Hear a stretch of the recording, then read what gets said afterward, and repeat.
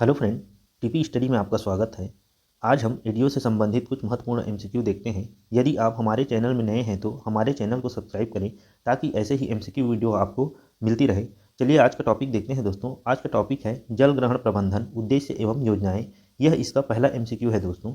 यदि आप हमारे और एडीओ से संबंधित एमसीक्यू नहीं देखे हैं तो हमारे चैनल में प्लेलिस्ट बना है, वहाँ से जाके देख सकते हैं, या मैं प्लेलिस्ट का लिंक इस वीडियो के डिस्क्रिप्शन बॉक्स में दे दूंगा, वहाँ से जाकर आप देख सकते हैं। चलिए देखते हैं जल ग्रहण प्रबंधन उद्देश्य एवं योजनाएं से संबंधित कुछ महत्वपूर्ण प्रश्न। देखते हैं प्रश्न पहला में क्या बोला गया है। देखिए प्रश्न पहला क्या बोला है। एकीकृत जल ग्रहण क्षेत्र प्रबंधन राष्ट्रीय वर्षा सिंचित क्षेत्र प्राधिकरण का गठन कब हुआ। देखिए दोस्तों, जो राष्ट्रीय वर्षा सिंचित क्षेत्र प्राधिकरण है उसका गठन कब हुआ है पूछा है। देख लेते हैं इसका ऑप्शन नंबर पहला 2005, दूसरा 2006, तीसरा 2008, चौथा 2002। तो इसका आंसर हो जाएगा दोस्तों ऑप्शन नंबर दूसरा 2006। चलिए अगला क्वेश्चन देखते हैं। प्रश्न नंबर दूसरा, एकीकृत जल ग्रहण क्षेत्र प्रबंधन कार्यक्रम में शामिल है। ऑप्शन देख लेते हैं दोस्तों। ऑप्शन नंबर पहला समेकित बंजर भूमि विकास कार्यक्रम, दूसरा सूखा प्रभावित क्षेत्र कार्यक्रम, तीसरा मरुस्थल विकास कार्यक्रम, चौथा उपर्युक्त सभी। तो इसका आंसर हो जाएगा दोस्तों ऑप्शन नंबर चौथा उपर्युक्त सभी। यदि यही हम लोग देखें कि जो समेकित बंजर भूमि विकास कार्यक्रम है यह कब आया था, तो यह 1989-90 में इस योजना का संचालन हुआ था। यही देखें कि सूखा प्रभावित क्षेत्र कार्यक्रम कब आया था, तो 1973-74 में सूखा प्रभावित क्षेत्र कार्यक्रम आया था दोस्तों। मरुस्थल विकास कार्यक्रम आपका आया था 1977-78 में। इसको ध्यान देंगे दोस्तों क्योंकि पेपर में पूछा जा सकता है इसको, ये बहुत इंपॉर्टेंट कार्यक्रम है। चलिए देखते हैं प्रश्न नंबर तीसरा, हरियाली एक नवीन योजना है। देखें जो हरियाली एक नवीन योजना है ऐसा बोला गया है क्वेश्चन में। देखते हैं इसका ऑप्शन क्या दिया है। ऑप्शन नंबर पहला वृक्षारोपण प्रसार के लिए, दूसरा वनीकरण के प्रसार हेतु, तीसरा समेकित बंजर भूमि विकास के लिए, चौथा इनमें से कोई नहीं। तो इसका आंसर हो जाएगा दोस्तों ऑप्शन नंबर तीसरा समेकित बंजर भूमि विकास के लिए।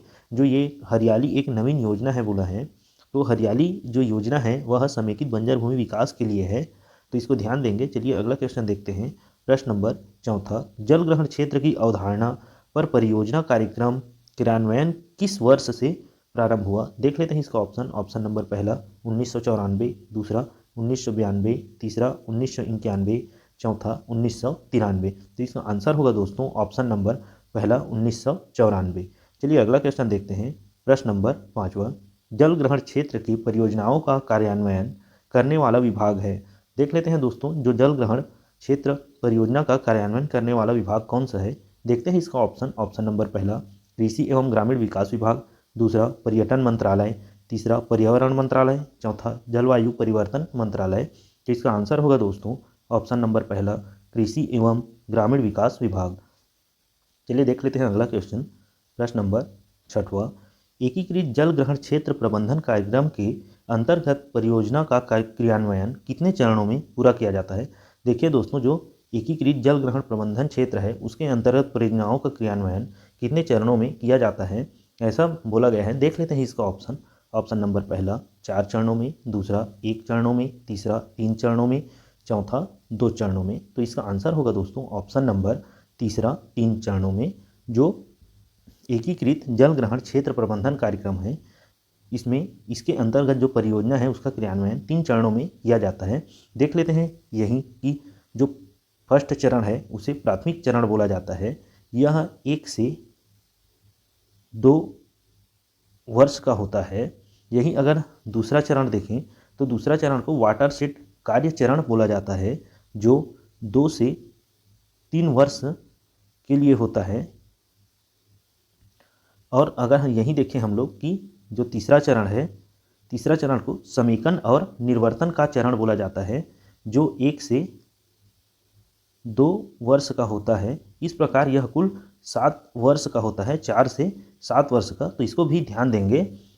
चलिए अगला क्वेश्चन देखते हैं। प्रश्न नंबर 7वां, जल ग्रहण क्षेत्र कार्यक्रम में निम्न में से किसका प्रबंधन किया जाता है। देखिए दोस्तों, जो जल ग्रहण कार्यक्रम है जल ग्रहण क्षेत्र कार्यक्रम, उसके अंतर्गत किसका प्रबंधन किया जाता है पूछा है। देख लेते हैं इसका ऑप्शन। ऑप्शन नंबर पहला प्रकृति एवं पर्यावरण का, दूसरा सभी प्राकृतिक संसाधनों का, तीसरा जल ग्रहण क्षेत्र का, चौथा इनमें से कोई नहीं। तो इसका आंसर होगा दोस्तों ऑप्शन नंबर दूसरा सभी प्राकृतिक संसाधनों का।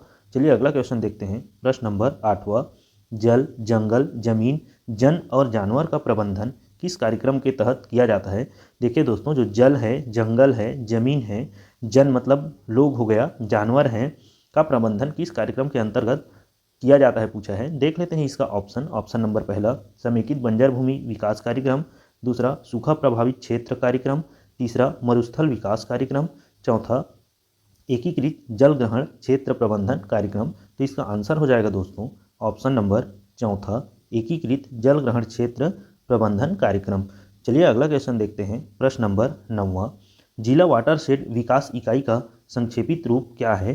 देखिए दोस्तों, जो जिला वाटरशेड विकास इकाई है उसको संक्षेप में क्या बोला जाता है बोला है। तो देख लेते हैं इसका ऑप्शन। ऑप्शन नंबर पहला DWDU, दूसरा IWMP, तीसरा DDP, चौथा IWDP।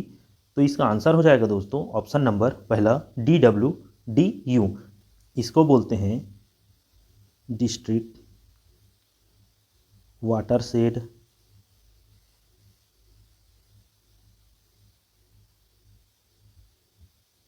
Development unit. तो इसको ध्यान देंगे दोस्तों कि डिस्ट्रिक्ट वाटरशेड डेवलपमेंट यूनिट बोलते हैं इसको, शॉर्ट रूप में ध्यान देंगे इसको। चलिए अगला क्वेश्चन देखते हैं। प्रश्न नंबर 10वां, एकीकृत जल ग्रहण क्षेत्र प्रबंधन कार्यक्रम के अंतर्गत केंद्र और राज्य का लागत साझाकरण अनुपात क्या है। देखिए दोस्तों, जो एकीकृत जल ग्रहण प्रबंधन कार्यक्रम है इसके अंतर्गत केंद्र और राज्य का अंश पूछा गया है। देख लेते हैं इसका ऑप्शन। ऑप्शन नंबर पहला 75:25, दूसरा 90:10, तीसरा 50:50, चौथा 60:40। तो इसका आंसर होगा दोस्तों ऑप्शन नंबर दूसरा 90:10। चलिए अगला क्वेश्चन देखते हैं। प्रश्न नंबर 11वां, एकीकृत जल ग्रहण क्षेत्र प्रबंधन कार्यक्रम के तहत पंचायती राज संस्थानों की क्या भूमिका है। देखिए दोस्तों, जो एकीकृत जल ग्रहण क्षेत्र प्रबंधन कार्यक्रम है उसके तहत पंचायती राज संस्थानों की भूमिका को पूछा गया है। देख लेते हैं इसका ऑप्शन। ऑप्शन नंबर पहला समीक्षा विवादों का निपटारा, दूसरा सामाजिक अंकेक्षण, तीसरा वाटरशेड क्षेत्र की घोषणा, चौथा इनमें से कोई नहीं। तो इसका आंसर हो जाएगा दोस्तों ऑप्शन नंबर पहला समीक्षा विवादों का निपटारा। जो पंचायती राज संस्थान है एकीकृत जल ग्रहण क्षेत्र प्रबंधन कार्यक्रम के अंतर्गत समीक्षा विवादों का निपटारा करता है। तो इसको ध्यान देंगे। चलिए अगला क्वेश्चन देखते हैं। प्रश्न नंबर 12, एकीकृत जल ग्रहण क्षेत्र प्रबंधन कार्यक्रम के अंतर्गत BPR का अर्थ क्या है। देखिए दोस्तों, यहाँ BPR का अर्थ पूछा है। देख लेते हैं इसका ऑप्शन। ऑप्शन नंबर पहला मरुभूमि विकास कार्यक्रम, दूसरा एकीकृत भूमि विकास कार्यक्रम, तीसरा विस्तृत परियोजना प्रतिवेदन, चौथा इनमें से कोई नहीं। तो इसका आंसर होगा दोस्तों ऑप्शन नंबर तीसरा विस्तृत परियोजना प्रतिवेदन। तो इसको ध्यान देंगे। चलिए अगला क्वेश्चन देखते हैं। प्रश्न नंबर 13, एकीकृत जल ग्रहण क्षेत्र प्रबंधन कार्यक्रम के अंतर्गत ग्राम स्तरीय जल ग्रहण समिति का निम्न में प्रमुख कार्यक्रम होता है। देख लेते हैं इसका ऑप्शन। ऑप्शन नंबर पहला मिनी वाटरशेड क्षेत्र में, दूसरा शहरी क्षेत्र में, तीसरा माइक्रो वाटरशेड क्षेत्र में, चौथा इनमें से कोई नहीं। तो इसका आंसर होगा दोस्तों ऑप्शन नंबर तीसरा माइक्रो वाटरशेड क्षेत्र में। चलिए अगला क्वेश्चन देखते हैं। प्रश्न नंबर 14, निम्नलिखित में से सत्य कथन कौन सा है। ऑप्शन देख लेते हैं। ऑप्शन पहला पृथ्वी के 2/3 भाग पर जल है, 2/3 भाग पर जल है बोला है। दूसरा देखते हैं 1/3 भाग पर धरातलीय स्वरूप उपलब्ध है, 1/3 भाग पर धरातल है बोला है भूमि वाला भाग। और तीसरा बोला है कुल उपलब्ध जल का 97% हिस्सा समुद्र में है। तो यहाँ देखिए दोस्तों सत्य कथन पूछा गया है। तो देख लेते हैं इसके ऑप्शन में क्या क्या दिया है। Option A 1, option B 1 2, option C 1 2 3, option D 2 3। तो देखिए यहाँ सत्य पूछा है दोस्तों। तो देख लेते हैं इसमें कौन ऑप्शन सत्य है। देखिए पहला बोला है पृथ्वी के 2/3 भाग पर जल है। ये तो सही है दोस्तों कि पृथ्वी के 2/3 भाग में जल है और 1/3 भाग आपका स्थल है। दूसरा बोला है 1/3 भाग धरातलीय स्वरूप है। ये भी सही है दोस्तों। आपका तीसरा है कुल उपलब्ध जल का 97% हिस्सा समुद्र है। ये भी सही है दोस्तों। तो इसका आंसर हो जाएगा ऑप्शन नंबर सी 1 2 3। तो इसको ध्यान देंगे, बहुत इंपॉर्टेंट क्वेश्चन है।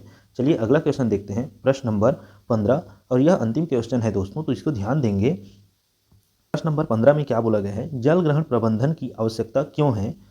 ऑप्शन पहला, वनों की सिंचाई के लिए। दूसरा, जल संकट की संभावना को कम करने के लिए। देख लेते हैं इसके ऑप्शन में क्या दिया है। ऑप्शन ए बोला है केवल 1, ऑप्शन बी केवल 2, ऑप्शन सी केवल 1 और 2, ऑप्शन डी इनमें से कोई नहीं। तो यहाँ आवश्यकता पूछा गया है दोस्तों, तो इसका आंसर हो जाएगा ऑप्शन नंबर बी केवल 2। देखिए जो जल ग्रहण प्रबंधन कार्यक्रम है वह जल संकट की संभावना को कम करने के लिए आवश्यक है, इसको ध्यान देंगे। चलिए आज का क्लास यहीं तक रखते हैं दोस्तों। यदि हमारा यह वीडियो आपको अच्छा लगा होगा तो हमारे चैनल को सब्सक्राइब करें, शेयर करें और बेल आइकन को प्रेस करें, ताकि ऐसे ही एमसीक्यू वीडियो आपको मिलती रहे। धन्यवाद दोस्तों।